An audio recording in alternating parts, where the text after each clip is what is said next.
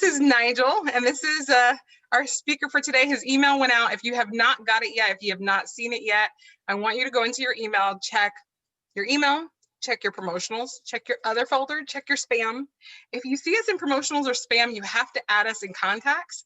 That way they won't get lost. You'll get all these amazing interviews, because this was an amazing interview. You talked about a lot of stuff, Nigel, but go ahead and say hi to everybody first before we get into that. Well, aloha everyone from a beautiful Hawaii. And well, Adrien and I guess the mainlanders are all wrapped up in wonderful cashmere sweaters and with icy scenes behind you in the golden glow. We're still in tropical Hawaii here. I have a question for you, and I'm not asking psychically, I'm asking your opinion as a human being. Do you think I would like Hawaii? Do you want a long answer or a short answer? Yes. Oh.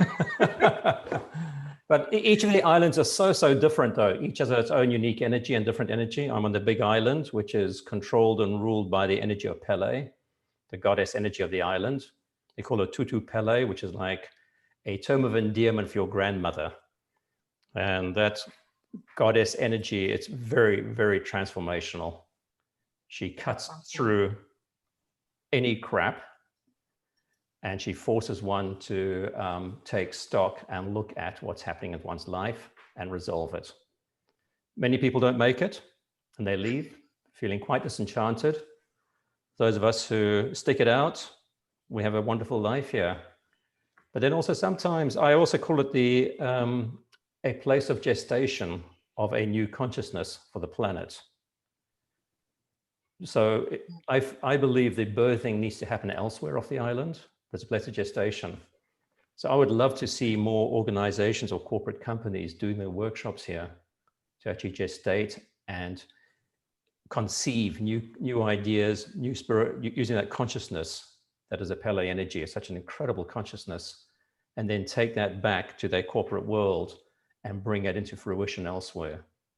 And I think that's what the gift this island has to offer. You know, it's great for vacation, but it's far deeper than that. And people who've been here and have driven around, especially when the volcano Kilauea was active, you could look down into the caldera and see the bubbling magma. And at nighttime, the whole sky was red. That is in the womb of the mother.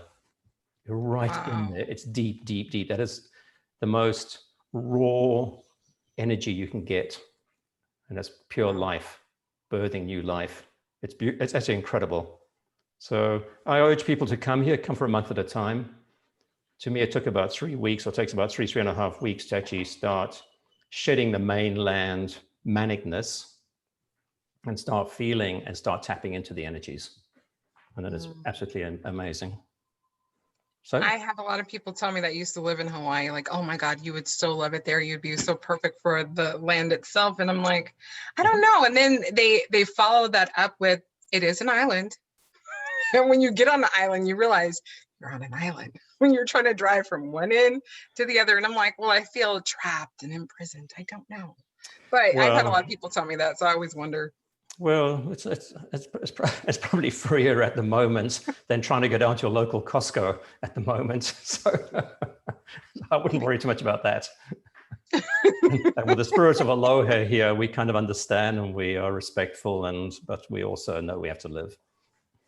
Yes. Yeah. So you were talking about maybe getting into the conversation of what freedom really is. So I'm going to ask you, what does freedom mean to you?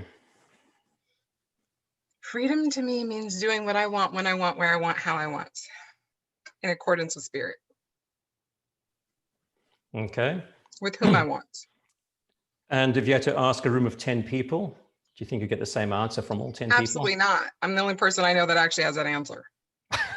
Good for you. And I thought a lot about this. Let me just make something clear. Like, I thought a lot about what I want to do and what is freedom. And freedom is the freedom to do whatever I want. And a lot of people think of freedom as like finances, but I'm like, if I had the freedom to do what I want, either I have the finances or don't. It doesn't matter as long as I'm doing what I want. So it's for me, it's not necessarily about financial freedom of with all things, everything. Yeah, you know, it's interesting because I give these public talks and things like that, and I ask that question to the group. And the sort of recent one I did was about 100 people were there. and these people gave different answers, but everyone was different. And I said, we use that word freedom very liberally. I want freedom. But we assume that other people know what freedom is, and we assume that they are in alignment with what I think freedom is. That's a good point. Same as power. I also ask them, what is power? And so it's kind of the power. For me, freedom is the ability to live in an alignment with my spiritual truth. Yeah. And whilst I'm happy to conform and comply to rules and regulations which serve the common good of humanity, it's those petty rules and control mechanisms which are there to drain us of our energy, which I have an issue with. That to me takes away my freedom. And in that is where I have to go and do my own inner work to say, how do I resolve that within me? Because to me, freedom is nothing, it's not something outside of me. Mm-hmm. It's something inside of me. Because I have to believe, and I can't cherry pick this, that I create my own reality, I create my own universe. I can't say, well, when it comes to love and light, I create it, but those idiots over there, that's I can't help that. It doesn't work that way. So I create all of it. And how do I, if there are idiots out there, why have I created idiots out there? What is the idiot within me which is feeling trapped? You know what I asked myself? I asked myself a little bit different question. But if it's my consciousness that has created this experience that I'm in, and the way that I see this experience is a video game. I plug into a video game and I'm playing the video game, and there's all these other different computer electronic things coming after me. It's still me. I'm the only player. At least it was back in my day. Mm-hmm. Now there's actually live players with you, but that's not neither here nor there. So you have all of these other aspects of this game that you're in, but you sat here and you plugged into it, so you're creating it all in the moment because you've decided to stay in it. So I was always thinking, what happens if I decide that I don't like the game anymore and I unplug? What changes? I'm like, do I die? I was wondering if all of a sudden just reality completely changes 100% and the same players aren't there anymore. Because I've had experiences like that where I wake up and reality isn't what I remembered it to be. So I have this fascinating question about freedom. I mean, so have you heard of the bifurcation process? No. Bifurcation. Bifurcation, the way it's used here, and people can look up that word, bifurcation. And it's a scientific term, and scientifically they've proven that consciousness or reality can split into multiple streams. So when I started this work, kind of the spiritual path about 30 years ago, the guides would come through in our group, this is in South Africa, and I didn't know the word bifurcation, that's a recent word for me, but they actually predicted that there would be the split in consciousness happening. It'll start gradually, and then it'll start accelerating to a point where it becomes more and more difficult to be able to straddle the two consciousnesses. Eventually it goes almost exponentially apart, and you have to make a decision at that time, which consciousness am I going to be in? We, in our common lingo at the moment, we talk about 3D versus 5D. That seems to be the chatter going on at the moment. And these are the labels. So that reality, if we've been stuck in a 3D reality, this dense world, those in the 5D reality won't be able to see us. And likewise, we wouldn't see them.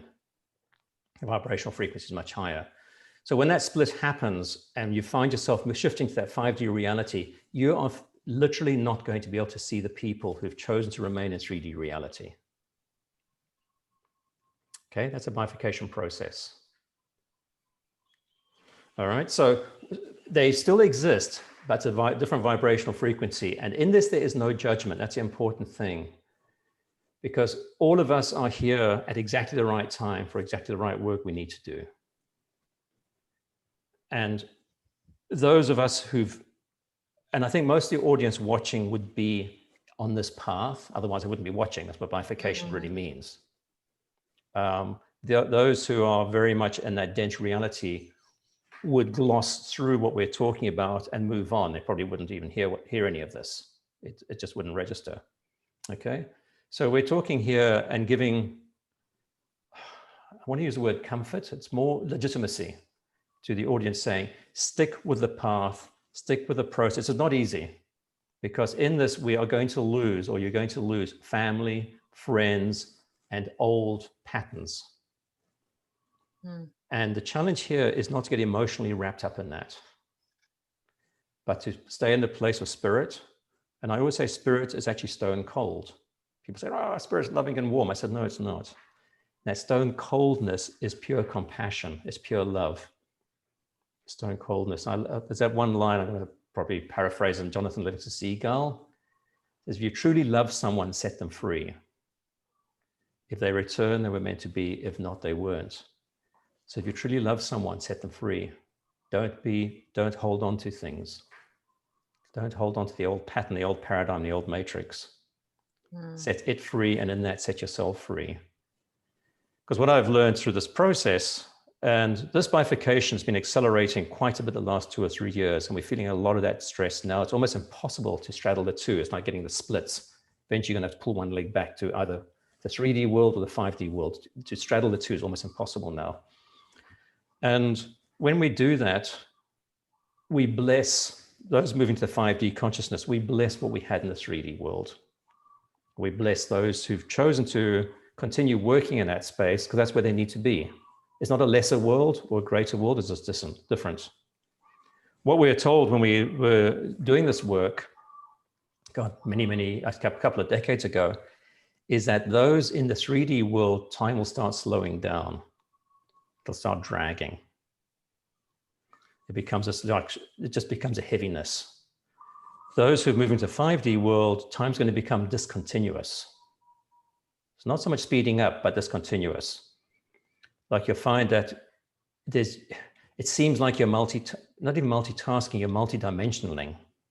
You're kind of it seems like you're doing 2 or 3 things concurrently and flip-flopping backwards between all of these things. And this whole, the joke about I put my car keys down, I can't find them, so I don't stress over that anymore. Eventually they arrive, and they just trust they arrive. That's when you know you're sitting in that place of bifurcation, starting to separate. And those are the omens. I've been experiencing that for years. Yeah. So I say it's been a gradual split, but now it's accelerating. That was predicted. I never knew really what it meant. Intellectually, I understood it, but now we're feeling it. And that's okay. There is no judgment in that. So it's okay. It's the way it is. And it's kind of exciting. I will say that I've had the experience, and I actually talk about this in some of my classes, which is, you get to a certain process in your life where you've changed so much that all of these people who are not in the frequency as you seem to drop off. Like literally, like you don't contact them, they don't contact you. They disappear. It feels like you've lost friendships. You might feel a little lonely at first, and then all of a sudden this new wave of people come in. And that is kind of what you're describing, is you no longer see these people. But what I have noticed in the past, I don't know about what's going to be happening in the future, but what I've noticed in the past is when the other people catch up, or you're catching up to them, maybe they went ahead of you, but when you catch up with each other, they're back. Yeah. That's not everybody. The Toltec teaching's got a beautiful way of expressing this. They talk in our last interview, I spoke a bit about the known, the unknown, and the unknowable, that we live in the island of the known world. I would call that our 3D reality.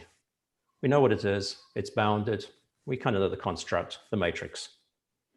The unknown is what lies beyond that, but which is still accessible to us. And it takes courage to step out of the known world into the unknown. The unknowable is beyond us. And the Toltecs use that concept of God as unknowable. It's beyond the human capacity to know God. It's something we will know once our aura cocoon falls away and we become one with spirit at the time of our passing back into the world of spirit. So we don't fret over that. But they say when we travel and we let go of our known world, and it's typically through some form of crisis, a divorce, a death in the family, a job loss, an illness, a car accident, something. It's a major crisis where a knock on the assemblage On the aura cocoon, the assemblage point shifts where we assemble reality. We go into a place of crisis, or a place where our known world no longer serves us. We say, this doesn't make any sense anymore. That's again, the hero's journey, Joseph Campbell's work. We then step onto the path of the quest for the vision, what's happening. We step into that place. Now, the Toltecs have a term for this, which I think is really important for people to understand. It's called the loneliest place on earth. I've heard that term before. Yeah. So when we find that our known world no longer serves us, that our Facebook friends are falling away, our family just doesn't seem to understand us, our job is, we're losing meaning.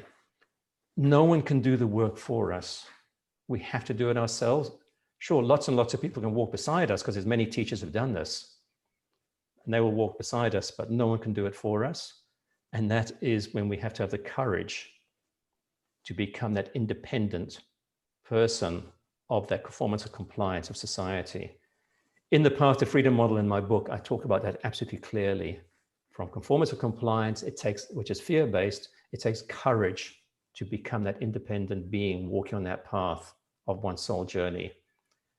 And that transition, that journey is what they call the loneliest place on earth.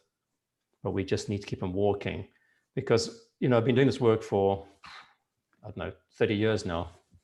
And never, ever, ever will spirit give us more than what we can actually cope with. It may not feel like it at the time. We may find we have a chronic illness or we have a divorce or something. But spirit's not there to punish us. God is not a mean thing or person or being, whatever. It'll give us exactly what we need. Our choice is to accept that and not feel victimized by our circumstances. Say, how do I use that energy to propel me forward? And that's because there's always, always, always light on the other side. And that in the work I've been doing, supporting people through this for 30 years, that is never not light. Okay. It's just the fear that makes us fall back. I have a question for you. Can I be completely honest? Yeah. Go for it. And that's a question mark I'm seeing. I've always hated, personal thing, I've always hated when people said, oh, spirit can't give us, or God or spirit or whatever won't give us more than what we can handle. It drives me insane. And here's why, because there's never an explanation with it. So this is what I'm going to ask you about. There's never seems to be an explanation with this. Is what does that mean exactly? And I've talked about this before. I'm like, does it mean that you won't go crazy? Or does it mean you might go crazy, but hey, you can handle that? Does it mean if you can't handle it, does it mean you're going to die? And maybe you do die because of it, but you can handle it. What exactly does it mean? So the way I interpret that is we are spiritual beings having a human experience. We already have walked that path. There is no separation. It's only in our mind there's separation. There can be nothing more than what we can deal with because we already have dealt with it. It's only our mind which makes us think we haven't dealt with it. We are one with God. I am God, you are God. This computer system's God. We are one with it.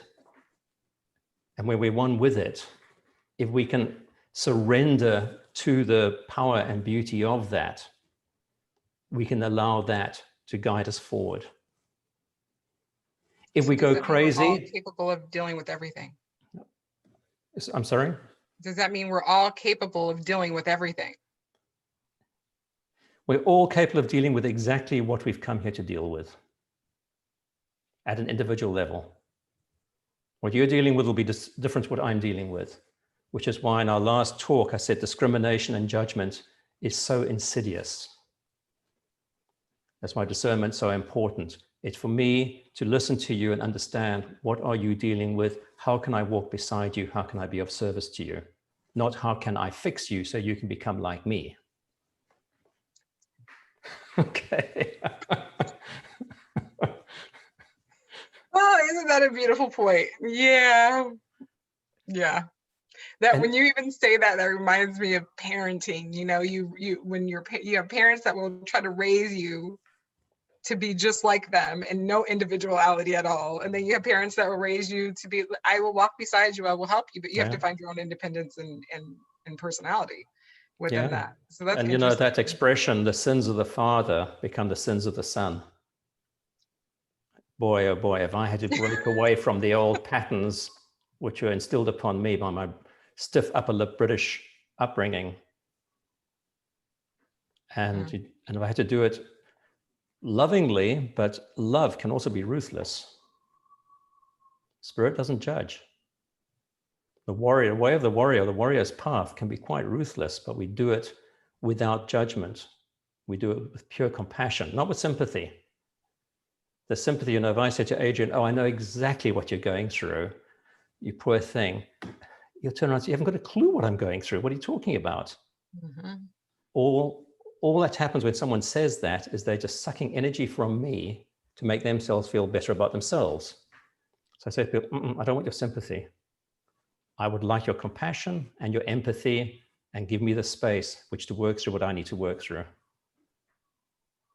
Do not take that from me, because that's what I came here to do. That's my soul path, my soul journey. Please do not take it from me. Otherwise, you're stealing my karma from me, and you're loading yourself up, not only with your own karma, but with my karma, which you're going to have to then resolve in the future as well. But then that doesn't take it away from us. So that's just double the karma. Exactly.